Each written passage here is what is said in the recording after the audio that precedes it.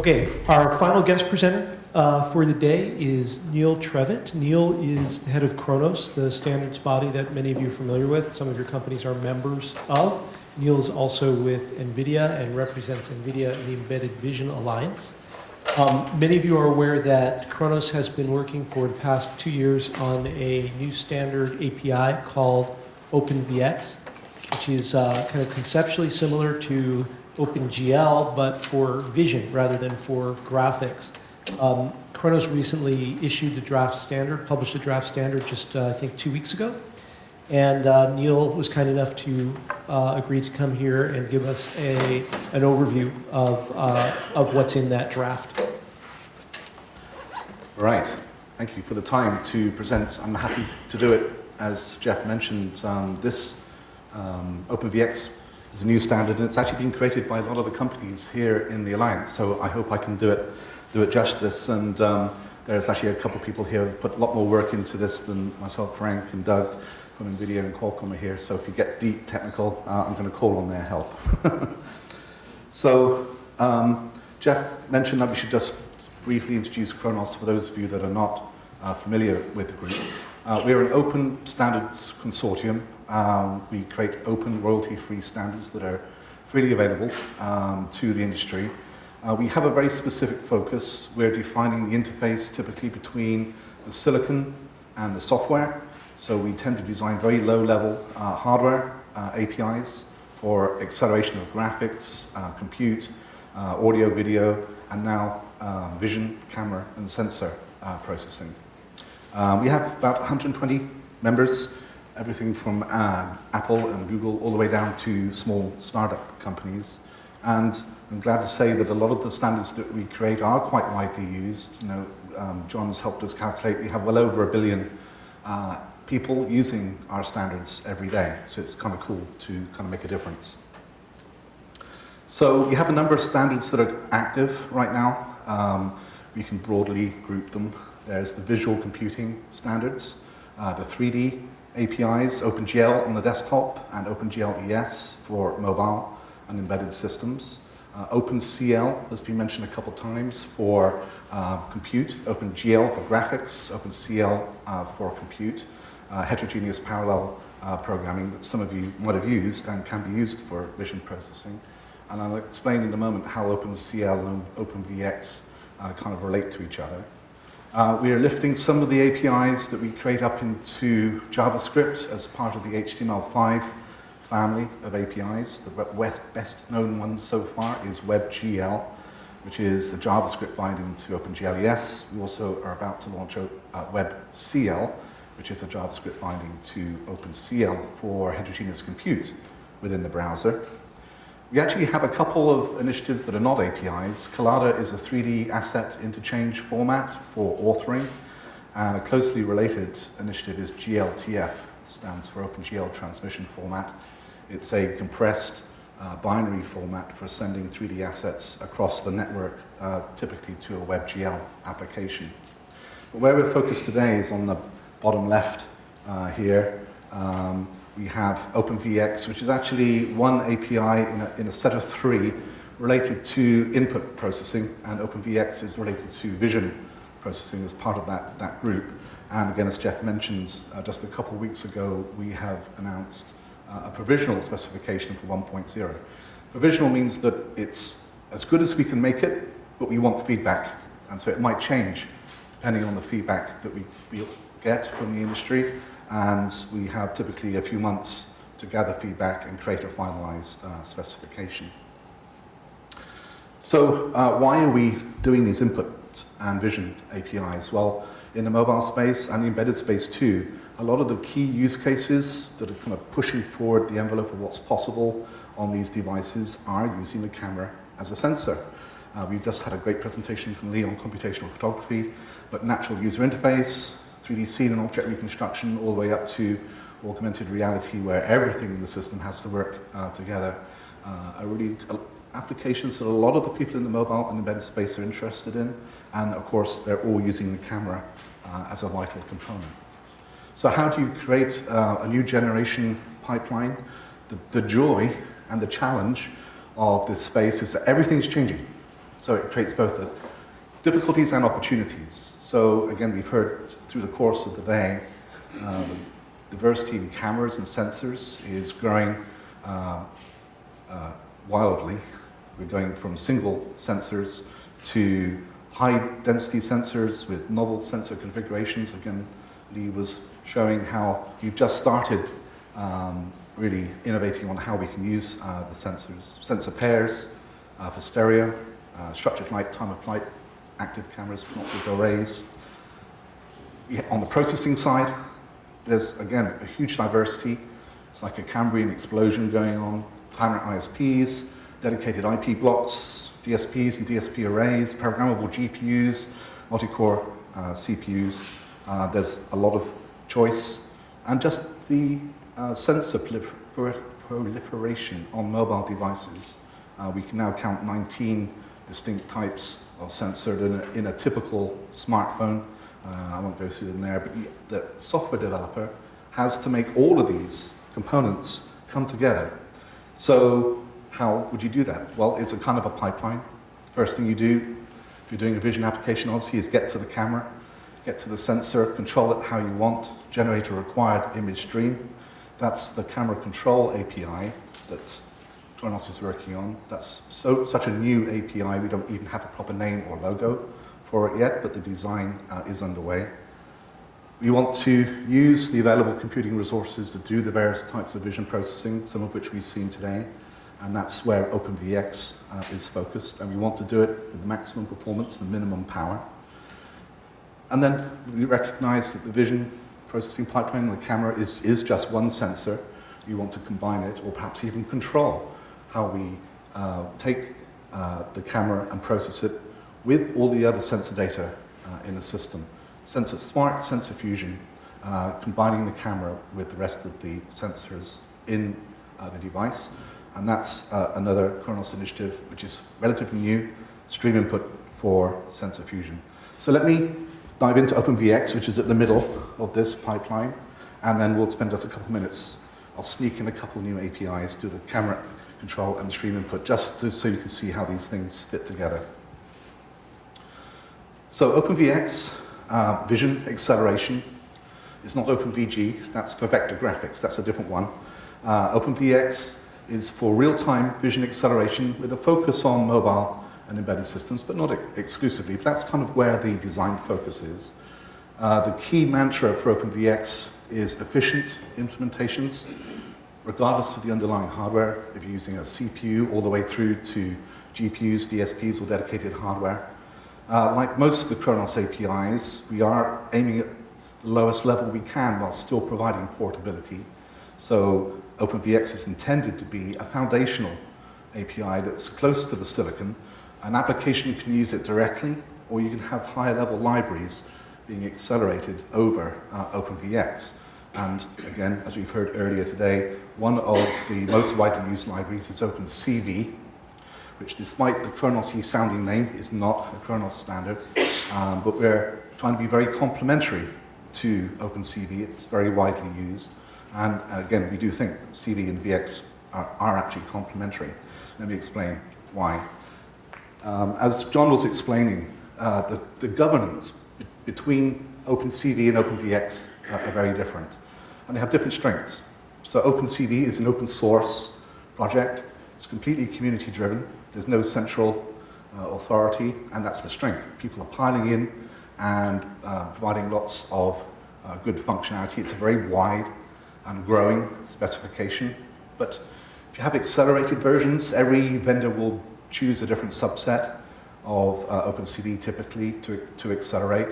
There's no formal conformance tests, so your portability might not be that great, and the way that you use the API might vary on which type of hardware you're running on.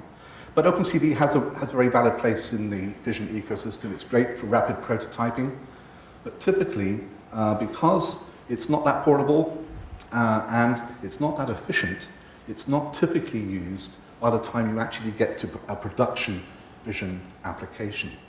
And the reason that OpenCV typically is not that efficient is that it's a memory-based architecture. You call the OpenCV functions one at a time, Each function will read the image, do the processing, and write the image back. So you have a lot of memory bandwidth, which is the worst thing you can do, particularly in a mobile system for both performance and power consumption.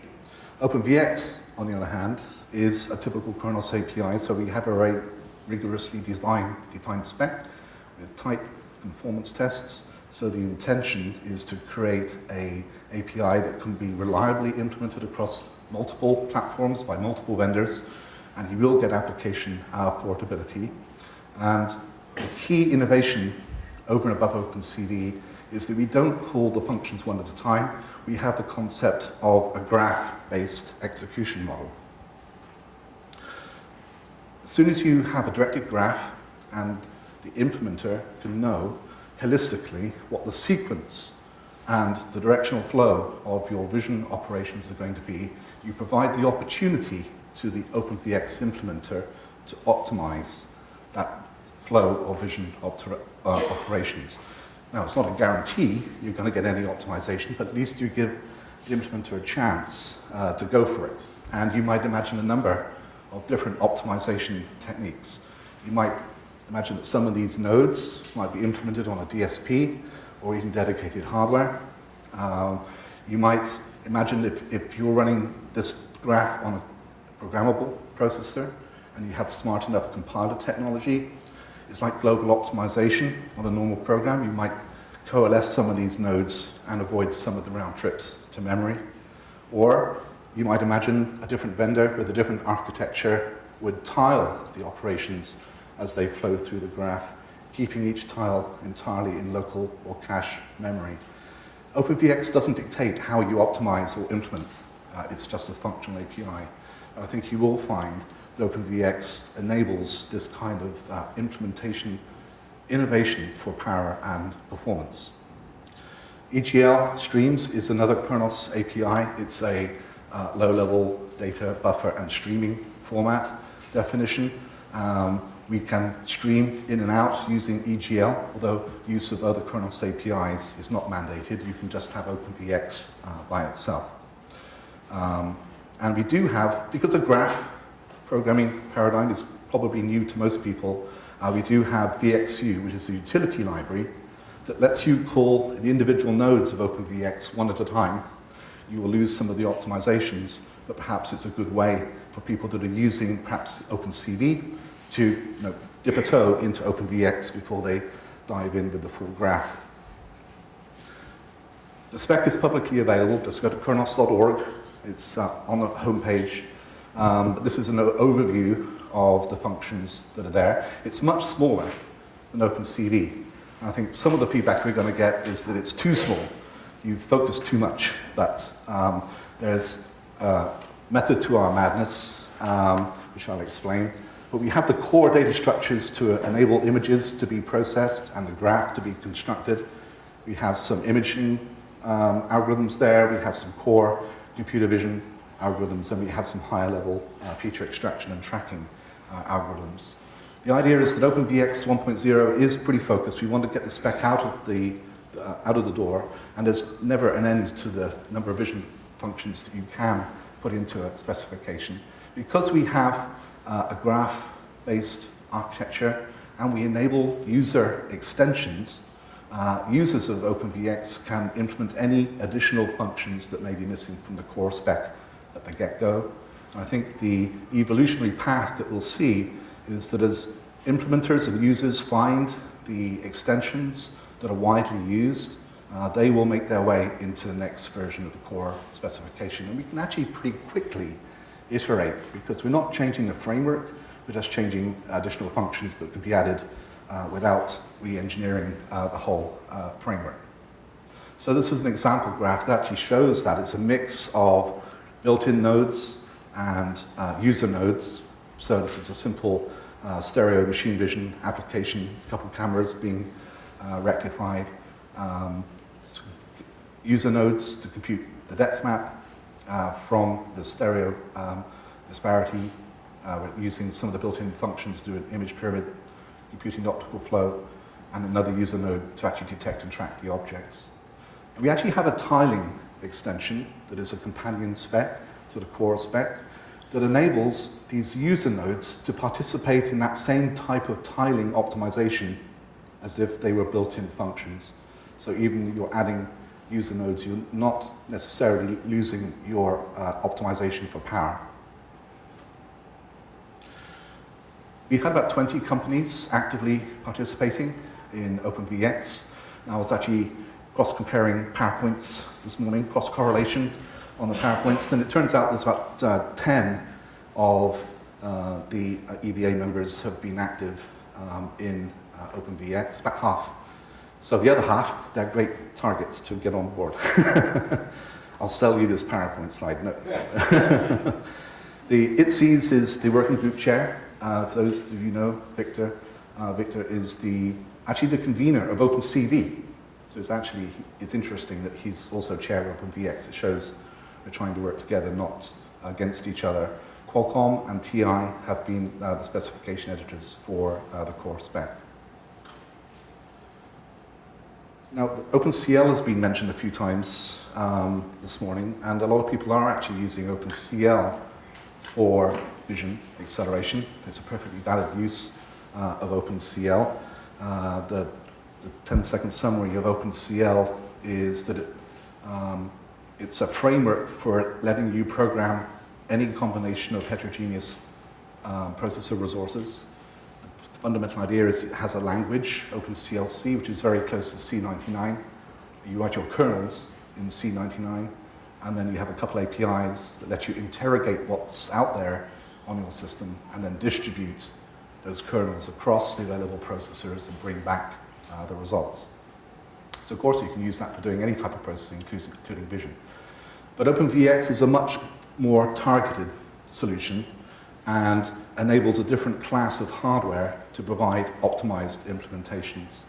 So OpenCL is kind of like the assembly language of heterogeneous processing. Everything is exposed. The memory is exposed and is under the control of the programmer.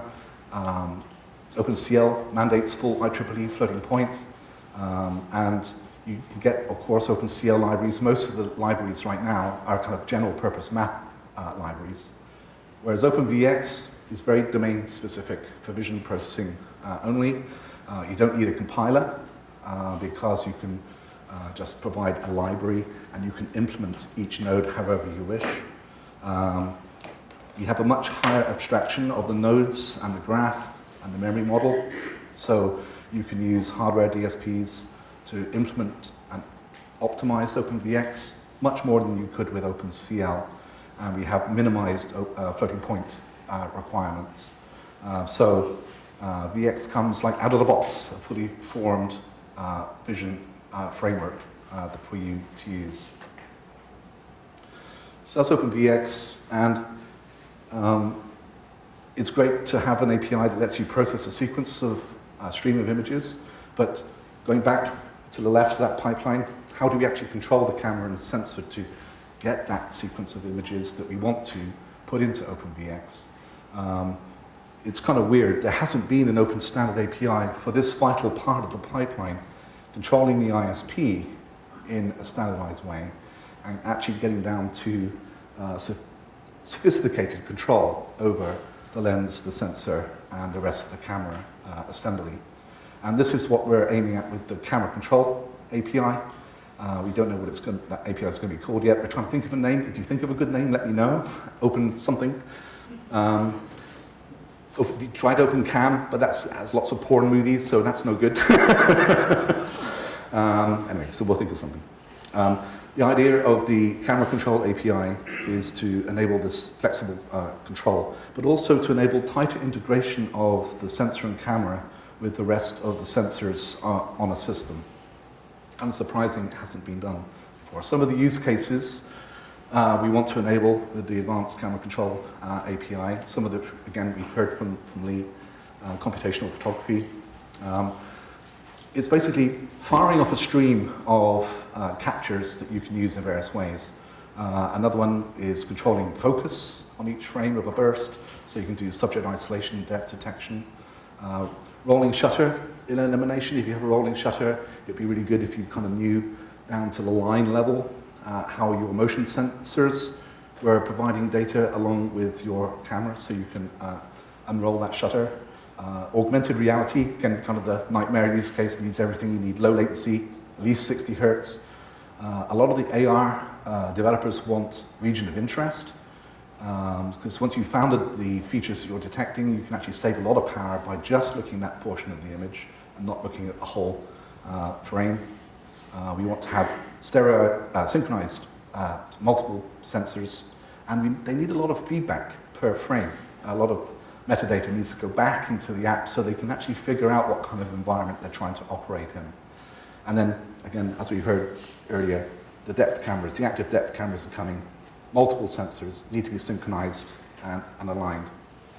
So the Khronos camera API, the requirements, we're trying to provide application control over the ISP if it's there, including multiple or reentrant ISPs, so we can reflow.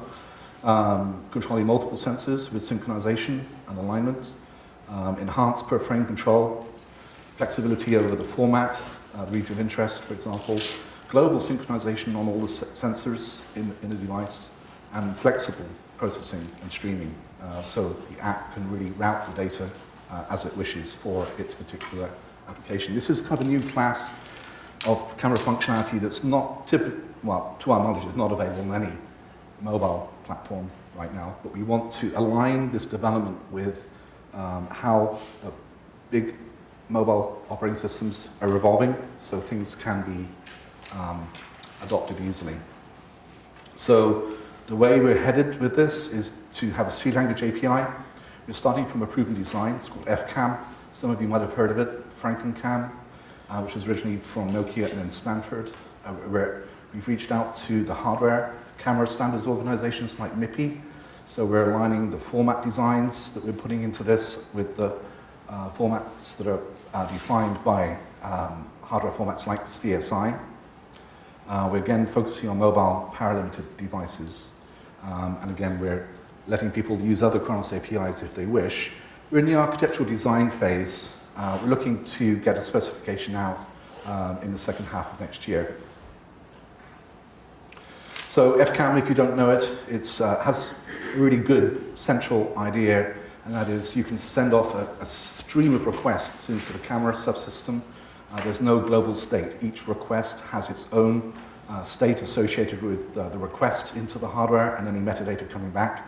And it includes the feedback loop between the ISP and feeding back into the system, and you can synchronize all the devices in a system. It's an open source project, so if you want more detail on FCAM, you can go take a look. Android, of course, is one of the key OSs on the mobile, in the mobile space. And Google already has a camera API, so a common question is, well, why are you bothering doing another camera API? You know, we already have a camera API on Android. That's a very good question, because there's no point designing these APIs if the operating system vendors don't adopt them in the end. And Google does have some APIs. There's the Camera HAL version 1. It has been a Java API that the majority of application developers have been using on Android. The design focus for HAL v1 was to simplify point and shoot type of applications. It was pretty difficult to do much else. But there's a new one coming. They haven't released the API yet, but it's HAL v3. Is a fundamentally different API and a great step forward, and actually has lots of the same concepts as the work that we're doing. It's stream-based, and you can begin to reflow the data through the system quite flexibly. And in fact, Google is part of Khronos, and they're looking at what we're doing in the camera API, and HAL v3 has also used a lot of the concepts from FCAM. FCAM is, I think, going to be the granddaddy of camera APIs, and many Android implementations use EGL and EGL streams underneath the hood, even though it's not directly exposed to the developer. So Khronos, we're also using FCAM as a starting point, and we're trying to be forward compatible in the general direction that the Google APIs are going. And perhaps even if the camera API, which is a native API, doesn't end up being exposed into the Java community that Android has. You might use the camera API to implement your HAL, your camera HAL. And for those developers that are using the NDK, the native side of Android, then you might find the camera API gives you that extra level of flexibility.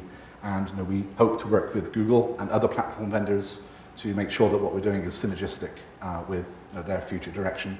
Hopefully we can save them some work. Last thing is sensor fusion.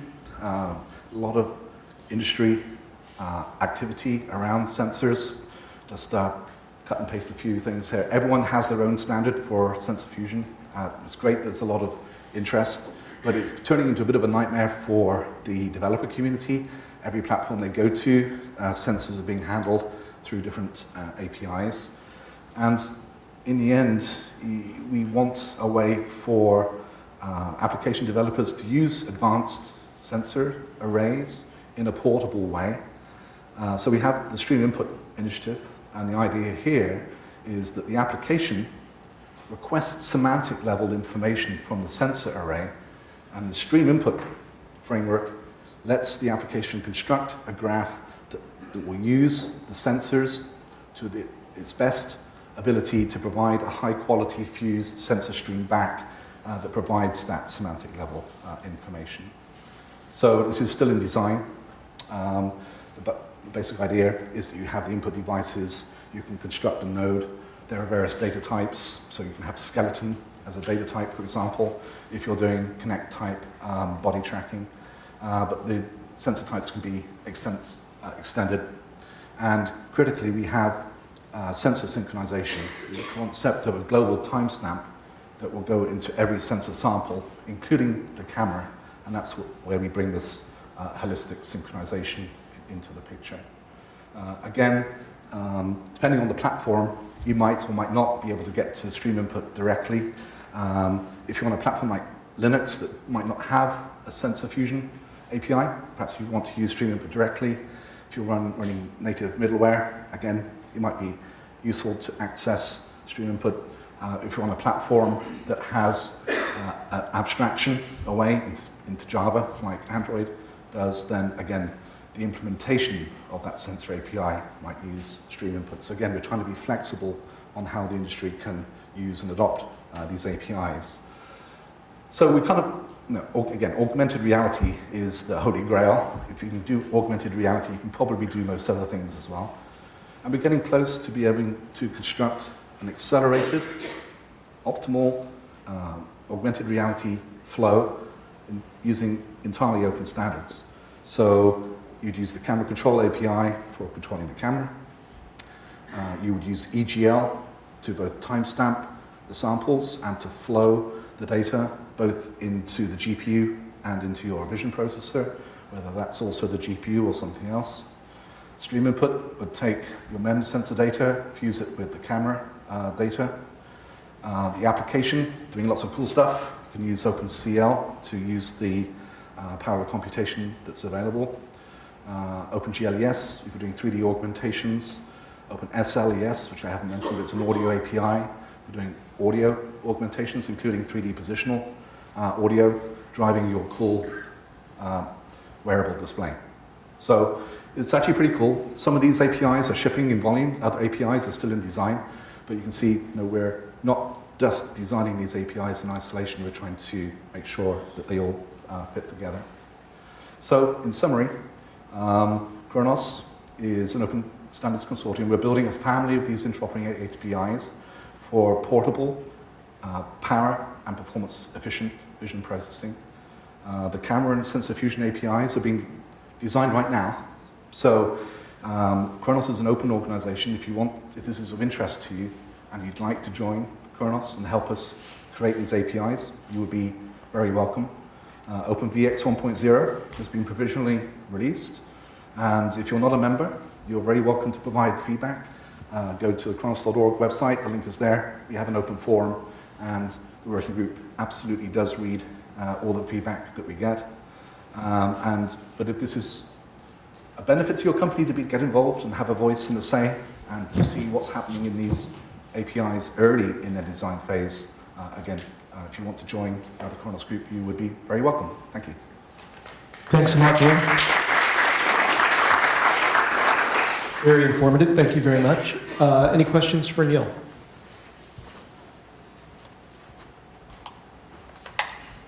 Great. Oh. Actually,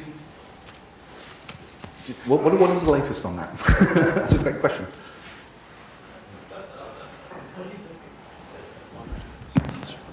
Yes, there is a reference implementation that's in development right now, and when the spec is finalized, there will be a reference implementation that's released together with the spec.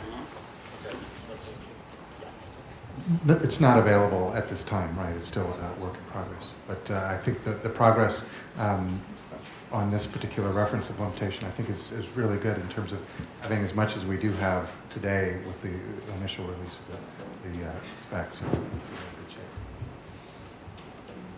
With Khronos, we do encourage open source implementations where we can. There's not always an open source implementation, but where we can have one, we do encourage it.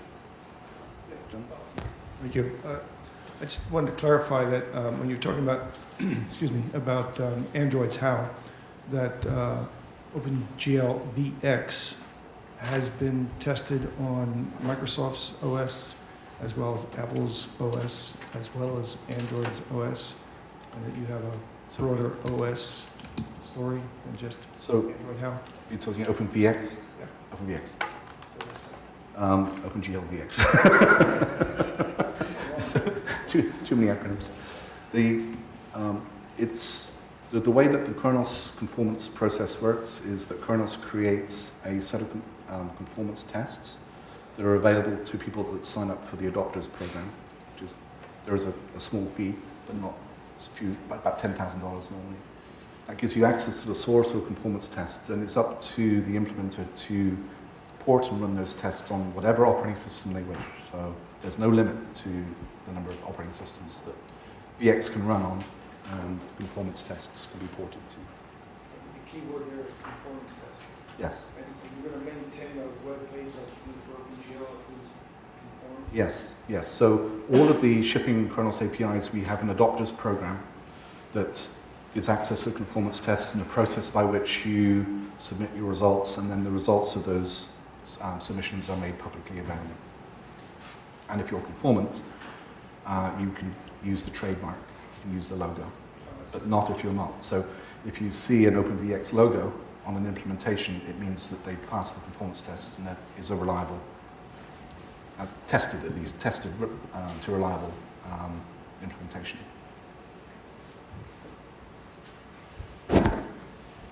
Great. Thank you again, Neil. Very good.